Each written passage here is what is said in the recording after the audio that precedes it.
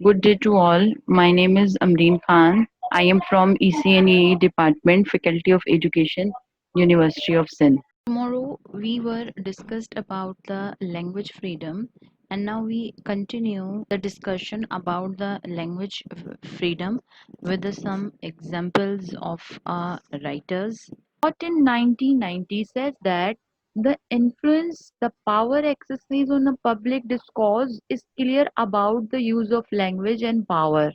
It's mean that the communication have a powerful effect to the others. The face-to-face communication with the appropriate grammar, with the fluency in your language, it has a influential effect to the others. It's mean कि जब आप गुफ्तगू का आगाज आम तौर पर जब आप गुफ्तगू का आगाज करते हैं उसकी सिमत को कंट्रोल रखते हैं, उसमें ग्रामर का एप्रोप्रिएट इस्तेमाल करते हैं, फिनिशिंग उसकी जो फिनिशिंग है वो आप एक ऑथेंटिक और फ्लुएंसी के साथ, रवानी के साथ जो है वो उसको वाइंड अप करते हैं, तो it's give the effects to the other. You speak a language fluently, अगर आप बहुत ही आसान और मौसर तरीके से लैंग्वेज का इस्तेमाल करते हुए अपनी कॉन्सेप्ट को, अपनी बात को पब्लिक तक पहुंचाते हैं, इट्स मेक इन्फ्लुएंशियल, असरअंदाज होगा, दूसरे पे वो बात असर जरूर करेगी. Basically, beta, it's our dominant forces who control the direction of the discourse. Greeny says that, but I think of how much beginnings have to do with the freedom, how much disruptive have to do with the consciousness and the awareness of a possibility that has to do with the teaching other human beings. The Greeny point out the relationship or the close relation between the language and the freedom. But he worried about how much freedom we give our student at the beginning or how much your consciousness impact on your awareness.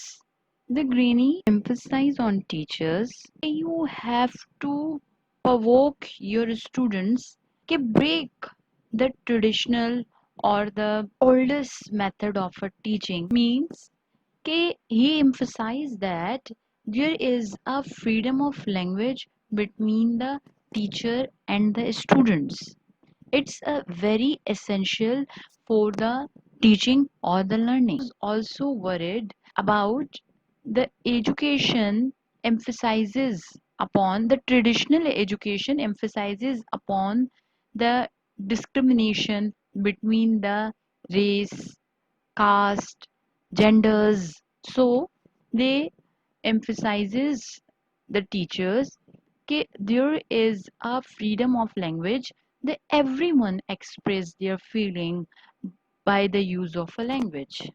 हमारे पास जो सबसे बड़ा issue है वो यही है कि हमारे पास जो है अपनी लैंग्वेज में बुक्स नहीं है. एजुकेशन सिस्टम भी हमारा जो है वो अडॉप्टेड लैंग्वेज है, यानी इंग्लिश में हम यूज़ करते हैं, हमारे पास अपना कुछ भी नहीं है. तो उसकी वजह से हम जो अपना ज़्यादातर टाइम होता है वो सिर्फ एक लैंग्वेज सीखने में, और वो भी हम प्रॉपर तरीके से नहीं सीख पाते. वो हम सीखने में टाइम वेस्ट कर देते हैं. जो हमारा जो दूसरी चीज़ें सीखने का टाइम होता है वो हम उधर वेस्ट कर देते हैं, और काफ़ी सारी चीज़ें हमारी इस वजह से रह भी जाती हैं. Exactly. So now the Greeny said that कि being a teacher, you have to raises the possibility towards your students कि how to express your means knowledge. So beta, this is your freedom of language. Okay, beta, who will tell me the some points about the language freedom as a prospective teacher, how you provided the opportunity to your student to express your expressions. Ma'am first point तो मैं यहाँ पे ये add करूँगा कि university level पे हमारे पास एक टीचर थे. तो वो जिस वक्त पेपर हो रहा था तो काफ़ी सारे स्टूडेंट बोलते हैं कि सर हम उर्दू में लिख लें या सिंधी में लिख लें. तो वहाँ पे उन्होंने ये फ्रीडम दिया था कि आप किसी भी लैंग्वेज में लिखें, लेकिन आपका बस कॉन्सेप्ट क्लियर होना चाहिए.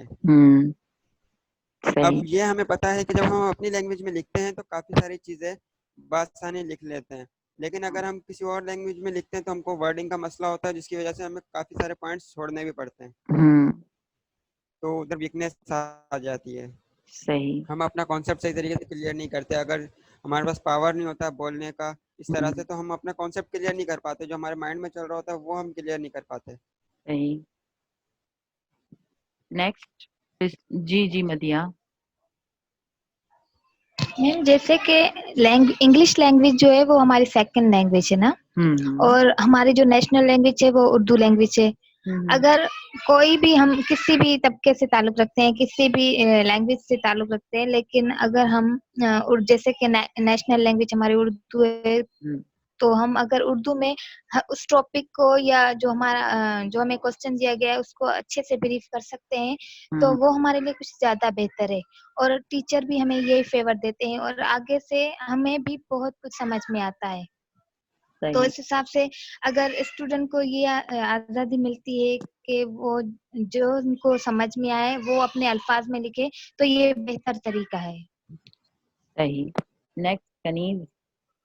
मैम मेरा एक क्वेश्चन है यहाँ पर जी कि बेटा मैम बोलिए। जब कहा जा रहा है लैंग्वेज ऑफ फ्रीडम है और ये हमें यूनिवर्सिटी लेवल पे जो है वो ये सब्जेक्ट भी पढ़ाया जा रहा है, फ्रीडम एंड डिसिप्लिन का। और अब हम जो कोर्स कर रहे हैं वो बीएड है, यानी कि ये कोर्स कंप्लीट करने के बाद हम स्कूल में जाके टीचिंग कर सकते हैं। और जो है वो बीएड क्योंकि हो रहा है तो बहुत सारे स्टूडेंट्स हो सकता है वो आगे चल के करिकुलम के फील्ड वगैरह में भी जाए। तो क्वेश्चन है कि इस लेवल पे जब हमें पढ़ाया जाता है फ्रीडम एंड डिसिप्लिन, और स्कूल्स में जाके हमें अप्लाई भी ये यकीनन हमें करना पड़ेगा, क्योंकि हमने यहाँ पे पढ़ा है कि फ्रीडम, टीचर को क्या फ्रीडम है और स्टूडेंट को क्या फ्रीडम है। तो मैम ये जो टीचर्स हैं ये उस पर जो है वो क्यों या उस पर अमल क्यों नहीं करते, जिस तरीके से फ्रीडम की बात, लैंग्वेज ऑफ फ्रीडम दिया जाना चाहिए, होना चाहिए, अपने जो है वो ओपिनियन शेयर कर सकते हैं, तो होता तो नहीं है। तो फिर ये सब्जेक्ट जब रखा हुआ है, और अगर हम कहते हैं कि जिस तरीके से अली हैदर ने भी बताया कि मेन इशू जो है वो हमारे पास एक लैंग्वेज नहीं है, उर्दू है, लेकिन जो है वो बुक्स वगैरह उस तरीके से होती नहीं है या कुछ भी है। तो जो लोग आगे चल के करिकुलम की फील्ड में जा रहे हैं तो पढ़ के ही जा रहे हैं यहाँ से मैम कि फ्रीडम एंड डिसिप्लिन जो भी है, तो वो लोग भी इस चीज पे वर्क क्यों नहीं करते, इसका रीजन क्या है फिर? बेटा हमने अपने स्टूडेंट्स को सिर्फ नॉलेज ही तो डिलीवर नहीं करनी है। अपने ही एजुकेशन सिस्टम में 3 लैंग्वेजेस को फॉलो करते हैं, इंग्लिश, उर्दू और सिंधी। और अगर आप पेपर्स देखें तो वो भी इन 3 लैंग्वेज में ही आते हैं। उर्दू मीडियम में उर्दू, सिंधी मीडियम में सिंधी और इंग्लिश मीडियम में English. Why we are following these languages? क्योंकि हमारी रीजनल लैंग्वेज है। The peoples are comfortable with their regional language. Urdu is our national language and English is our official language. So why we emphasizes on English? If your students wants higher education in the European countries, so तो हमें उनको उसके लिए भी तो तैयारी करवानी है ना। या हम कहें कि जी दे आर द नॉलेजेबल तो बस सारी बातें खत्म होगी। हमें दूसरी कंट्रीज के साथ उन्हें कॉम्पीट करवाना है। अगर आपको हिस्ट्री याद हो तो at the time of a partition और the struggling for the sake of the country Pakistan, Sir Syed Ahmad Khan started the institution and emphasizes the Muslim कि you have to know about the English language. Science और technology में हमसे आगे हैं तो उनको compete करने के लिए आपको उनकी लैंग्वेज का आना ज़रूरी है। अगर कंपटीशन कंट्री में है, अगर कंपटीशन नेशन वाइड है, तो we are very comfortable with Urdu and Sindhi और द रीजनल लैंग्वेजेस। लेकिन अगर कंपटीशन इंटरनेशनल है तो you have to be know the language of the others. ये टीचर का मतलब ये नहीं है कि जो बुक में उसको टॉपिक दिया गया है या जो उसका सब्जेक्ट है सिर्फ उसको ही फोकस करे। टीचर जो होता है मौलम मींस मौलम, तो उसका ये फर्ज है कि उसको इखलाकियात के बारे में भी सिखाए। तो मैम जब मैं स्कूल में टीचर थी तो इस्लामियात का सब्जेक्ट था मेरा, हिंदी भी पढ़ाती थी, इस्लामियात भी पढ़ाती थी। तो मैम जब मैं पढ़ाती थी तो बच्चे इंटरेस्ट से मेरा सब, क्योंकि इस्लामियात एक ऐसा सब्जेक्ट है जो हर बच्चा इंटरेस्ट से नहीं सुनता और नहीं पढ़ता। तो मैम जब एग्जाम हुए तो बच्चों ने बहुत अच्छे मार्क्स लिए। तो वो टीचर जो हमारी एडमिनिस्ट्रेटर थी वो बहुत हैरान हो गई कि इतने अच्छे नंबर बच्चों ने फर्स्ट टाइम इस्लामियात में लिए। तो उन्होंने कहा ये सारा क्रेडिट जो है टीचर को जाता है। तो मैम मुझसे पूछा गया कि ये क्या वजह थी, तो मैंने कहा मैं उनको सिर्फ इस्लामियात वो ही टॉपिक नहीं पढ़ाती थी, मैं उनको स्टोरीज बताती थी। मैं उनको वो स्टोरीज बताती थी जो मेरे प्यारे नबी सल्लल्लाहु अलैहि वसल्लम ने अपनी जिंदगी में उन पर अमल किया और उन्होंने करके दिखाया था। और जो उनके मीन्स के अजदा अबाब ने जो उन्होंने वो रास्ते इख्तियार किए, मैं उनको वो स्टोरी सुनाती थी तो उनको बहुत अच्छा लगता था। टीचर सिर्फ वो ही सब्जेक्ट ना पढ़ाए जो उसको दिया गया है, टीचर उससे आगे तक का पढ़ाए जो उसकी नॉलेज में है। वेरी गुड, बहुत अच्छी शेयरिंग की। Now it's a kind of ना, you talk about the academic freedom.